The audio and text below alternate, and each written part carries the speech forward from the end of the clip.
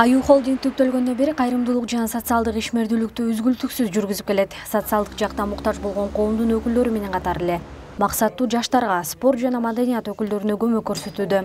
Холдингдин курамына кирген компаниялар өлкөбүздүн жарандарын жумуш менен камсыз кылып, региондордун өнүгүшүнө салым кошуп, салык төлөп, өлкөнүн экономикалык жактан өнүгүүсүнө дагы таасирин тийгизип келет. Аю холдингдин негиздөөчүсү Шаршембек Абдыкеримовдун жеке демилгеси жана Наш голос коомдук фонду Кара Балта техникалык экономикалык колледжи менен кызматташуу алдында балдар үйүнүн жана интернаттардын бүтүрүүчүлөрүн колдоо боюнча жаңы долбоор ишке ашыруу алдында турат. Долбоордун катышуучуларын турмуштук оор жагдайга туш болгон жаштарды колдоо, алардын билим алуусуна, жеке өнүгүшүнө колдоо көрсөтүүгө болгон кызыкчылык бириктирет.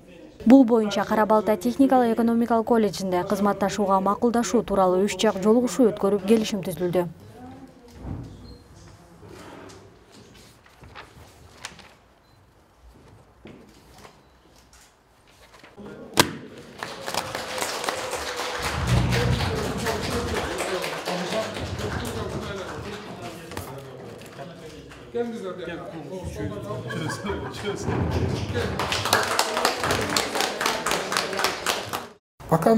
Мындан ары фонд жана колледж менен биргеликте тоголук жетимдерге көмөк көрсөтөлү деп чечтик. Бул жылы 10 баланы алабыз.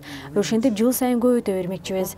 Аларды кандай тагдыр күтүп жатканын билебиз. Ошондуктан башка адамдардай толук кандуу жашашына шарт түзүп берели деп чечтик.